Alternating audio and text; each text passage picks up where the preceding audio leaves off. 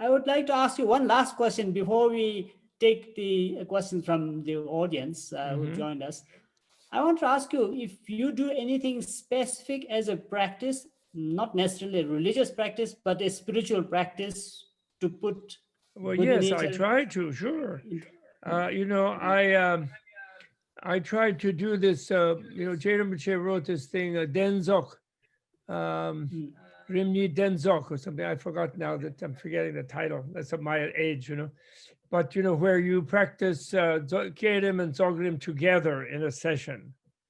And of course, I'm just playing at it. You know, I even have retreats with students who have initiation. I never give initiation. I don't feel competent to do that.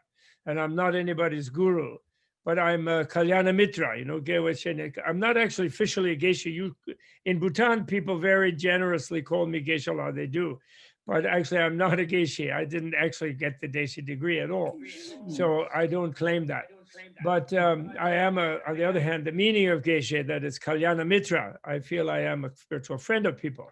But when I do, I say we are like children who have a little dollhouse, and then they play house, you know, and they serve tea in a little tiny cup, you know, and they do like it. So when we try to visualize the mandala of Guya Samaj or something, we're like children playing house, you know, just in order to get something, to realize this marvelous, magnificent tradition with its fantastic teachings, you know, not to claim that we're doing some big practice because we're probably not capable. We're just really deepening our idea of emptiness and our idea of compassion and our feeling of compassion. But we don't pretend we can really do this. But on the other hand, we play at it.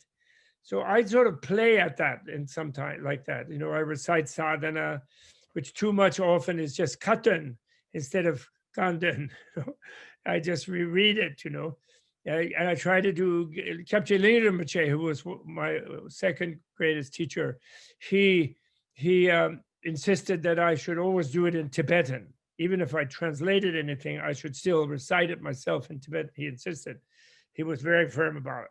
And so I do, but you know, I will glance maybe sometimes at the translation or share it with someone else, but I will read it in Tibetan. And so I do that. And then I even, you know, try to do a little yoga. And actually, you know, there's a great new thing, Karma Rinpoche. I want to call you Rinpoche anyway, and I'm calling you Rinpoche, Karma Rinpoche. So there's a great new thing, Rinpoche, which is you are Rinpoche to me, and that is that Hatha Yoga, which is so popular and its best way is taught where they don't lay too much heavily Hinduism on top of it. They teach it as a discipline to understand your body, and even they get into subtle body. But it seems that Hatha Yoga comes from Vajrayana, actually.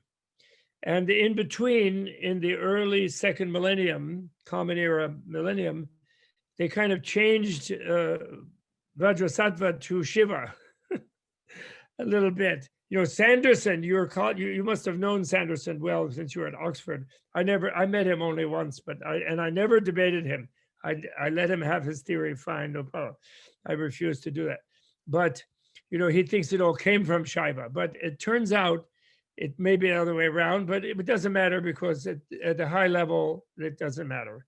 You know, as you know, we've considered Shiva emanation of Chenrezig.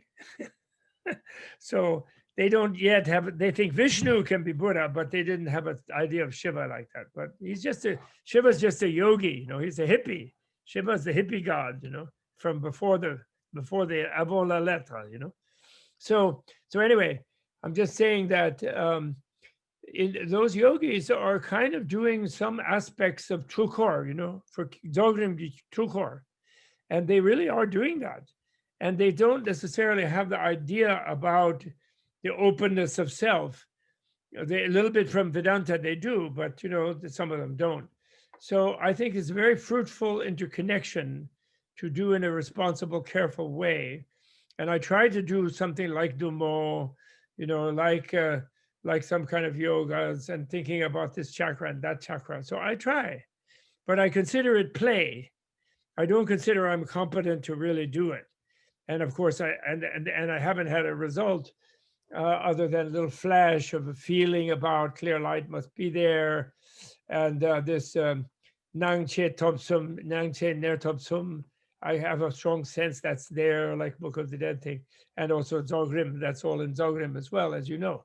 And I'm trying to work on this Gyulu and also the Dongsuk of the Kala Chakra. I'm trying to understand that stuff. I really love it.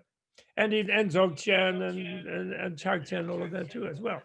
And so I like to play with these things and think about them and enjoy them, and I admire them, to inspire me and anyone that I know to try to develop the prerequisites, the mundros, you could say, which maybe take a few lifetimes, because they're so magnificent, and the horizon of potential possibility is so huge for the human being that to make a meaningful human life is, I think it's good that people have that kind of perspective, put it that way.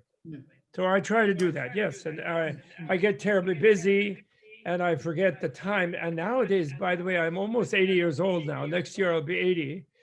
And one fact about being older is time goes more quickly.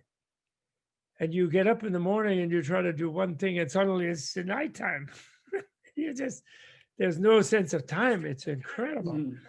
And so therefore you feel a little bit sense of urgency, and you try to practice what you can. On the other hand, I still lose my temper sometimes when somebody does something, it makes me upset, and I still feel this and that. So I know I have my kleshas. I'm still carrying my bag of kleshas.